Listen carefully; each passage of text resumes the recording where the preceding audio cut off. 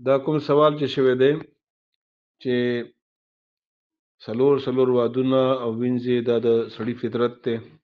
او بل طرف ته د ښځې فطرت هم دی، نو هلته کې ولې هغه هم شرکت نه برداشت کوي، نو دا فطرت څه اهمیت نشته. نو لومبۍ خبره خو دا ذهن کې وساتئ چې قانون الله جوړوي او د الله قانون هغه دغه دی چې سړي ته څلورو ودونو اجازت دی او دا اجازت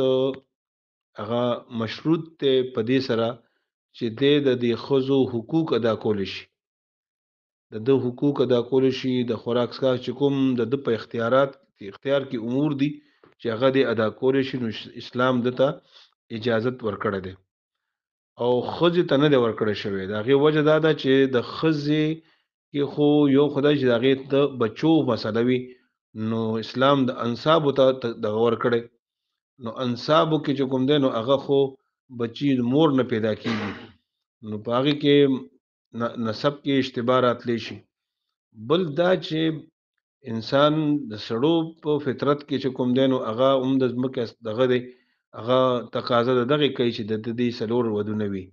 د ده ضروریات وي، خو قطع نظر د دې نورې حکمتونو فلسفو نه هغه بنیاد د قرآن او سنت دی، بس د الله قانون دی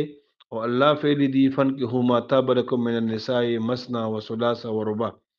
او رسول الله صلی الله علیه وسلم هم د خپل امت لپاره د څلورو ودونو احادیثو کې اجازت ورکړی دی. یو مسلمان د پاره دکه هی کافی دي او په دې کې ځان تخپل فلسفي او ځان تخپل حکمتونه دا جوړول دا د مسلمانۍ تقاضا نه لري. پاتې شلو د دې خبره چیرې اسلام دا ولې کړی دی، هغه الله پاک کړی دی، بس هغه کافی شافی د موږ لپاره. نورو حکمتونه د واتس اپ د پیغامات هم چې کوم نه هغه د متقاضی نه وي، کافی په دې باندې علماو کتابونه لیکلي دي، د دې حکمتونه موجود دي او د دنیا حکمتونه دي کې چې سړی ته څلور ودونو ولې اجازت ته او ښځې ته د یو خاوند په موجودګۍ کې ولې د نورو ودونو اجازت نشته. نو دنیا اصول دي، فطرت هم دغه تقاضا لري، اسلام هم دغه قانون لري، نو په دې کې نورې خبرې نه دي کول پکار.